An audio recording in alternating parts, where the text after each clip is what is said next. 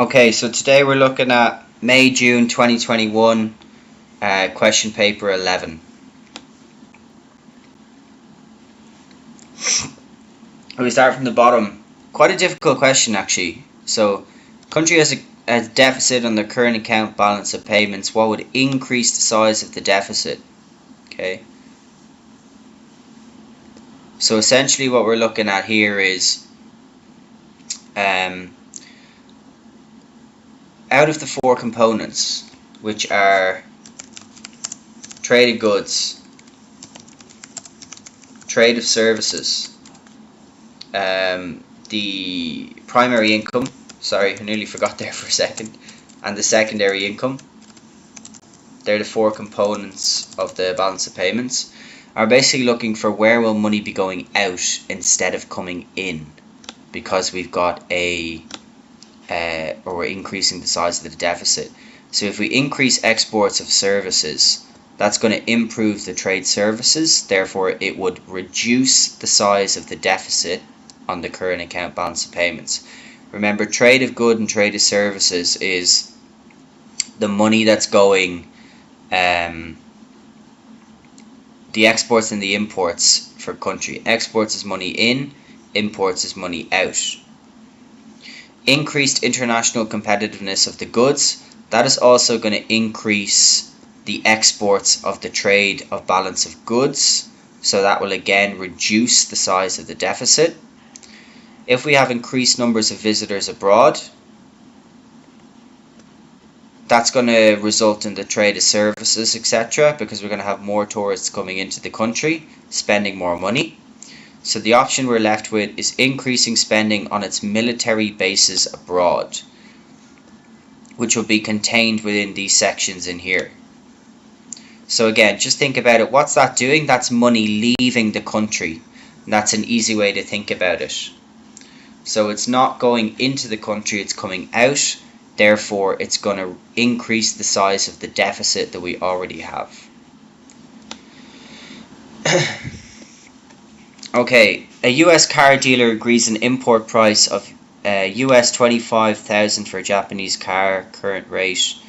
US dollar then strengthens by 10%. So when we say that it strengthens, we mean that there's an appreciation. Okay? Now, before even looking at this, we can calculate this without knowing what happens, but what we know happens when we have an appreciation is that the price of imports come down and the price of exports go up, right? So we have to calculate a 10% change. If we take 10% of 25,000, that's 2,500. Now, because we know that the price of the imports are coming down when we appreciate, 25,000 minus 2,500 gives us $22,500 US for the new price of the import. So an appreciation will result in us importing more.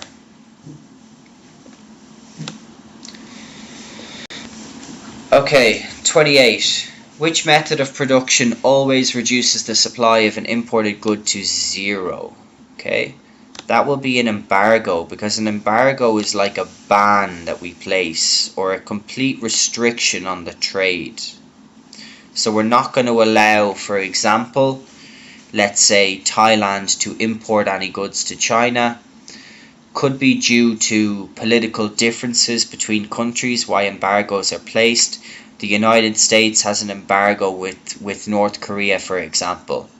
So they disagree politically, therefore they ban being allowed to import their goods. A quota is just a limit that is placed on imports. It does not reduce it to zero. It will just put a maximum on the number of imports that can come in. For example, it could be, let's say, 100. So we might allow 100 cars to be imported, but no more than that. But it's not going to bring it to zero. A subsidy is not going to also help the imported goods go to zero. It's probably going to be provided to the exporters, so it will increase the level of exports. and a tariff is just a tax that's placed on imports. It will make the imports more expensive and reduce their quantity, but it's not going to reduce their quantity down to zero. Some people will still be willing to pay for the higher price of the imports even when they have the tax. Okay, what is a disadvantage of increasing international specialization? So remember what international specialization is first. It's where a country is focusing on making a good or a service that they have a competitive advantage in. So they're able to make that good or service more efficiently than other countries are. Okay? Now what will happen is that will consumers pay higher prices? No.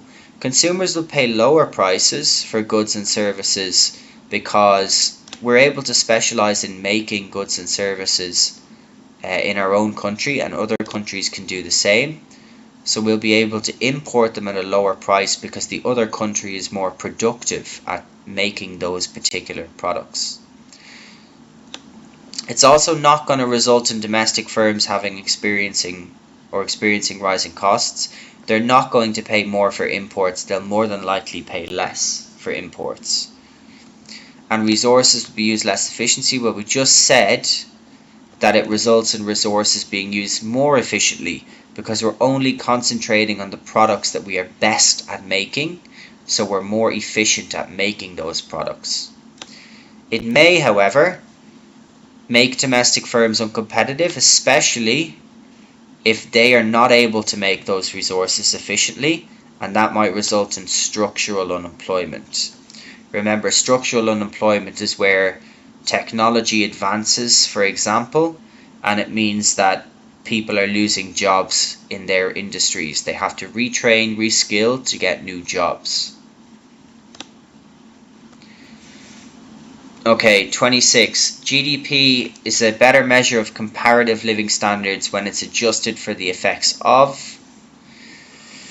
Okay, it does, or it is adjusted for the effects of inflation. Exports are already accounted for in GDP because it's one of the components of GDP. So it's not adjusted for exports. It's also therefore not adjusted for B, that contains imports and exports also.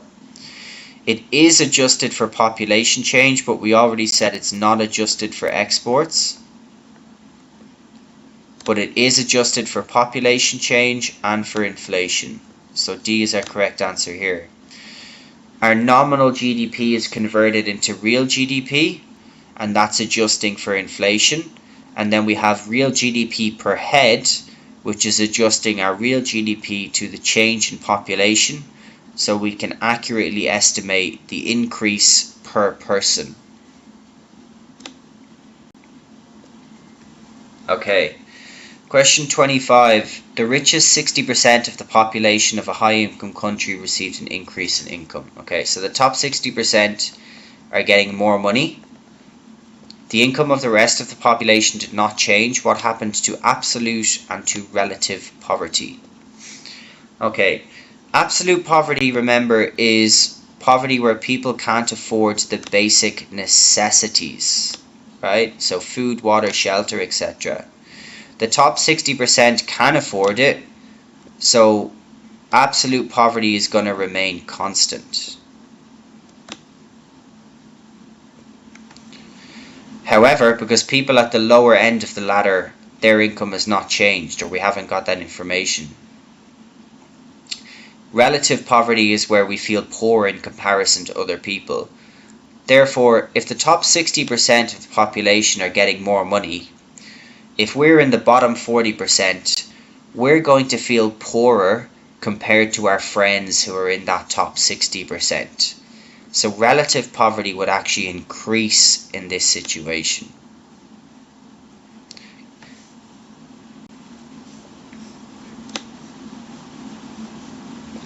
Okay, this is a good question. It's quite difficult actually.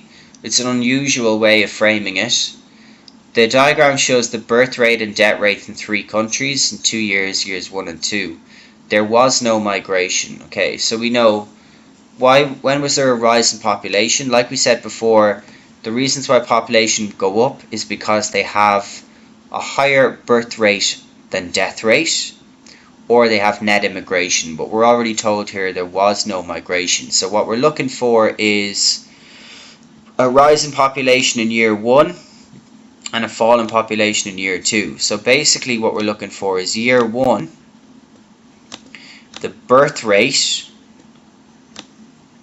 to be higher than the death rate. Okay, because that would result in more people being in a country. And in year 2, we're going to be looking for the opposite. We're going to be looking for a country that has a death rate that is higher than the birth rate. Okay, so let's look at the diagrams. In year 1, we can see here the birth rate for X is higher than the death rate. So that would have an increase in population in year 1. And in year 2, we can see even though they've both gone down, the birth rate is still higher than the death rate. So the population for X would still go up in year 2. For Y, the birth rate is higher than the death rate here in year 1. So that would be an increase in population. And we can see the death rate is now higher than the birth rate in year 2, so we'd have a decrease. So we know that Y is included. Z, death rate is higher than birth rate in year 1, so a decrease in population, we know that's wrong. So what we'll be left with here, where the population goes up in year 1 and down in year 2, would be option D, only in country Y. Okay, in a year, 2 changes occurred in an economy. Company directors' salaries increased by 15% and office workers' wages increased by 5%. Rate of inflation was 3.4, so that's plus 3.4. What happened to real income? So remember, real income is where we take the salary increases minus the inflation, right? 15% minus 3.4 would give us 11.6. So we know customer directors' real income has gone up. 5% for the office workers minus 3.4 is still a positive number, 1.6. So we know that that would have gone up also. Remember, when it's inflation, we take it away. And when it's deflation, because purchasing power is increasing, we actually add it on to the salary increase. Okay, 22. The table shows the distribution of employment in selected industries in 2 years. How did the distribution of employment change between year 1 and year 2? Okay, so primary sector first. Let's look at that. What's our primary sector? Our primary sector is agriculture and mining. Our secondary sector is manufacturing. And our tertiary sector is retailing and transport. Tertiary is services, secondary is manufacturing, primary is extracting raw materials from natural resources. So agriculture and mining is 6 in year 1 and 5 in year 2. So it has gone down. So we know we can get rid of C and get rid of D. Secondary sector, what's happened? 6 and 6, that's the same. So correct answer will be B. Okay, economic growth can be defined as a reduction in a country's rate of inflation. No, that's what inflation is defined as, either inflation or deflation depending on how far it goes down. Increase in a country's exports. No. Increase in population. No, but it is an increase in a country's productive capacity. Remember, economic growth can be shown by, for example, here, a PPC curve where we'll have a shift to the right. And what happens when we shift our PPC curve to the right? We can now make more goods and services here than we could have before. So our productive capacity or productive potential has increased. Okay, what will deflation most likely lead to? Okay. Deflation will not result in a fall in the real value of debts. It's most likely to result in an increase in purchasing power. Why? Prices of goods and services go down, therefore we're paying less for the same goods and services that we did last year. So we've actually got more purchasing power with the same amount of money. It's not likely to lead to an increase in the rate of interest because we're likely, instead of trying to move AD to the left through increasing the interest rate, we're likely to decrease the interest rate to move AD to the right to get out of deflation. And the same with an increase in the exchange rate. That would result in AD going left. It's contractionary monetary policy. We're likely to depreciate the exchange rate to move AD to the right. And there would be an increase in the real value of debts because the money we have borrowed, the value of that would have gone down. So we're actually paying back more than we would have before we had the deflation. Okay, a country's inflation rate measured by the Consumer Prices Index was 3% in year 1. 3 years later it was 0.8. What could be concluded from this information? Okay, so what we can conclude from this information, let's have a look. Prices are falling. Okay, that's not true. 3 years later it's 0.8, so it's 0.8% higher than year 1. Okay, that means it's still increasing. Prices are increasing. There is increased purchasing power for those on fixed incomes. That's false. When we have inflation, so when the number is positive, purchasing power goes down for those people on fixed incomes. It only goes up when we have deflation, which would be signified to us by a negative figure here in front of the decimal. And the real rate of interest is negative. Again, we can't conclude that from the information. But what we can conclude is that the rate of price increases is falling. So it's still increasing, but it's falling from 3% to 0.8% 3 years later.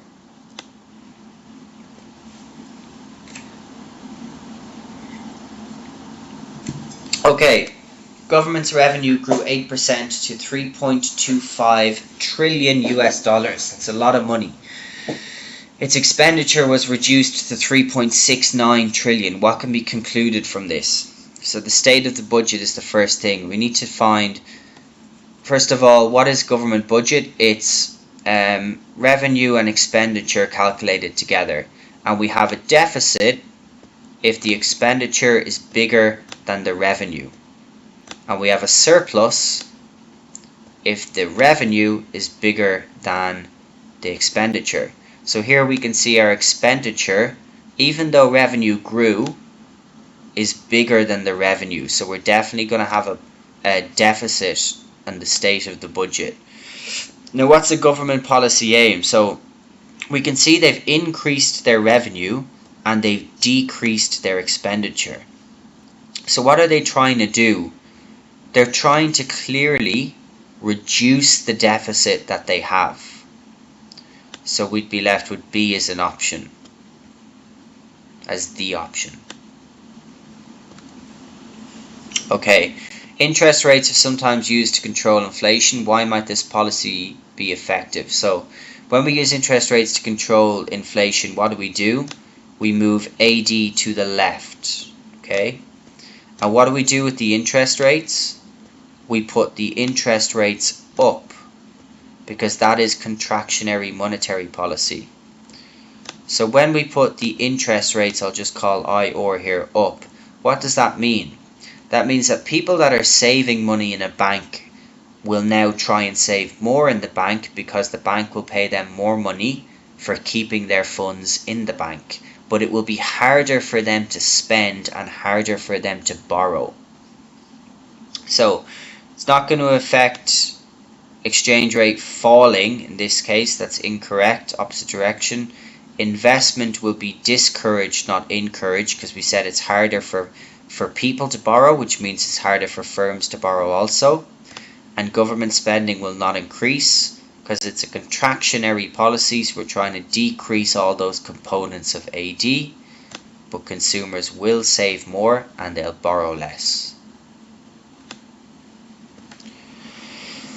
Okay, an economy has a high rate of inflation. In response to this, government increases income tax. What is most likely reason for this increase? Okay, again, high rate of inflation, what are we trying to do? We're trying to move AD to the left. Okay, and in this case, we're not using contractionary monetary policy, we're using contractionary fiscal policy, which is where the income taxes go up and the government spending goes down. So it's not going to be to discourage the consumption of harmful goods, right? That would be where we would use, for example, an indirect tax, not income tax, which is a direct tax. That's be where we're trying to address the overconsumption of demerits, but not to fix inflation. It's obviously not to raise money for government spending, because I said contractionary fiscal policy. In order to decrease inflation, we need to reduce government spending. It's not to redistribute income, okay? Because we're addressing the high rate of inflation, we can increase income taxes to redistribute income, but that's not the reason why they're doing it, because we're told they have a high rate of inflation. So when AD goes left, what happens? Total demand decreases, and that's going to result in the price level hopefully coming down for the economy and inflation reducing. Okay, which market is likely to be the most competitive? So, if the barriers to entry are high and the number of sellers is few, that might be a monopolistic market, right? Not a competitive market. And basically, the difference between a competitive market and a monopoly market is their opposites. So the barriers of entry will be low, because we're going to have a lot of choice and a lot of competitors, so it must be easy for them to enter the industry. Because it's so easy for them to enter the industry, we're going to have a lot of different sellers. Competitive markets are characterized by a lot of choice for consumers, by low prices for consumers, and by a high number of sellers. Okay, Dimitri owns a firm that produces and sells bottles of lemonade. He sells one size of bottle. How would Dimitri calculate total revenue? So remember, total revenue, price multiplied by quantity. That's the quantity of the product we sell multiplied by the selling price that we sell it for. So it's not the quantity sold by the cost of the bottle, it's the quantity sold by the price of the bottle. And revenue does not account for profit. They're different things. Revenue is just total value of sales.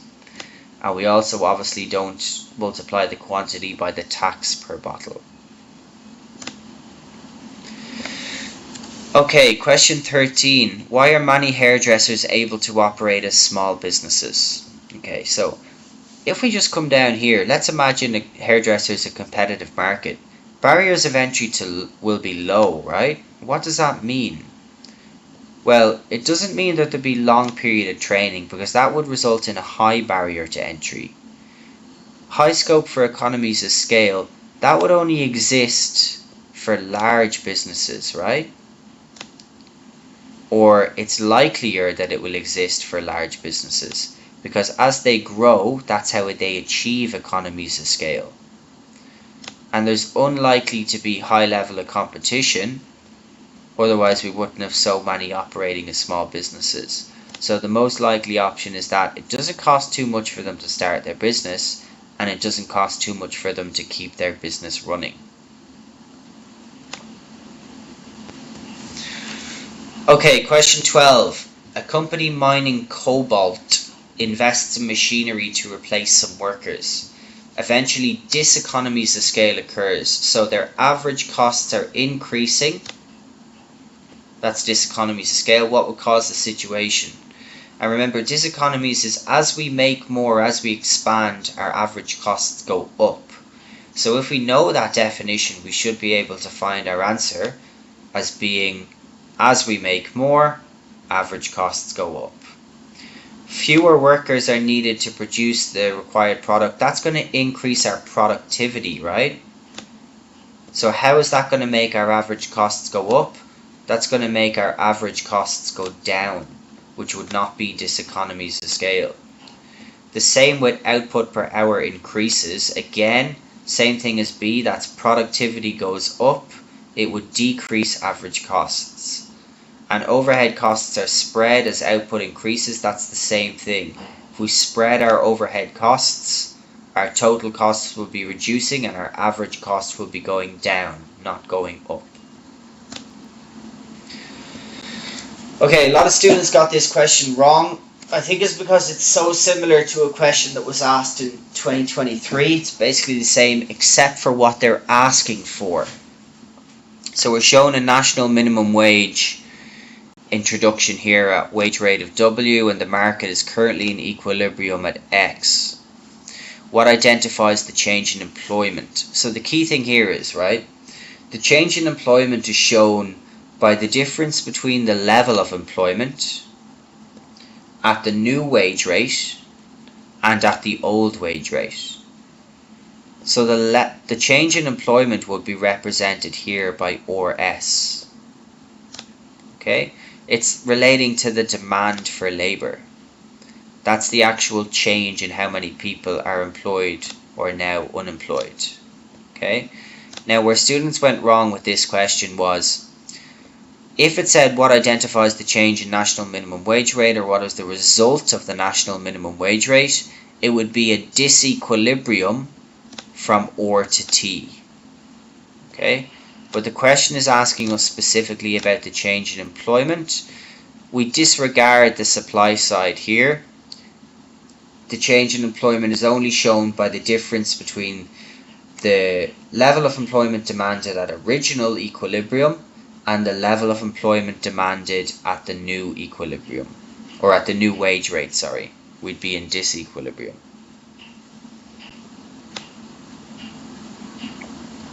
Okay.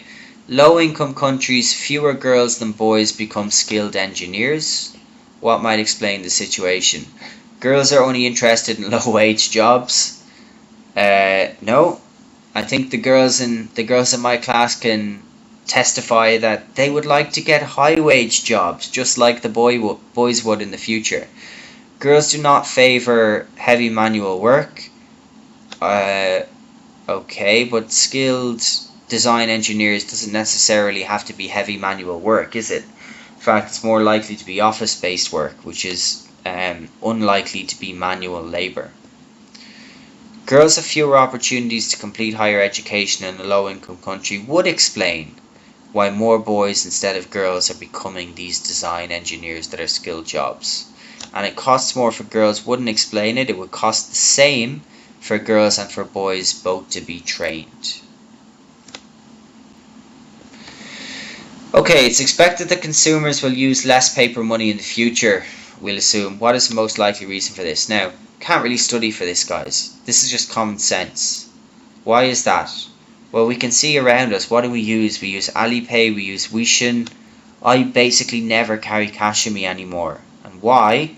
There's so many different ways of making payments now that are available that weren't in the future. So all of the other reasons here can be disregarded. Paper money is still going to have the same value. Inflation doesn't reduce the value of paper money, or it may, but that doesn't mean we'll use less paper money. In fact, we'd probably use more in that circumstance. And other forms of money are not more durable. Okay, in response to an increase in price from $5 to $6 per kilo, a farmer increased supply from 400 kilos to 500 kilos per week. What is the PES? So remember, PES is percentage change in QS divided by percentage change in price. Okay, so we just need to calculate those two changes. Quantity supplied has gone up from 400 to 500.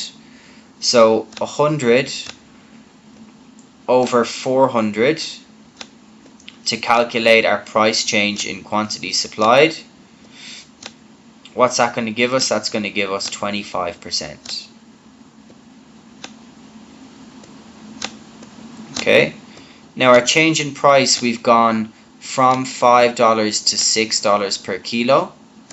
So that's an increase of 1 over 5, which gives us 20%. Okay, and then we just import the figures that we've calculated into our formula. 25% divided by 20% will give us 1.25. Okay, question 7.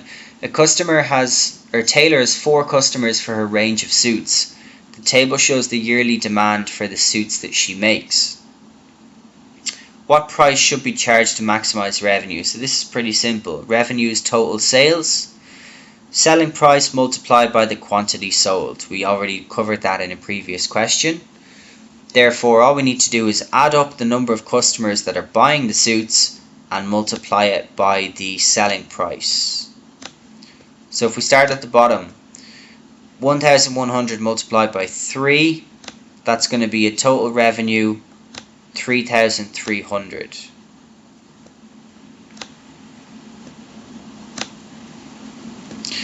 $1,000 multiplied by 5 is going to be a total revenue of 5,000.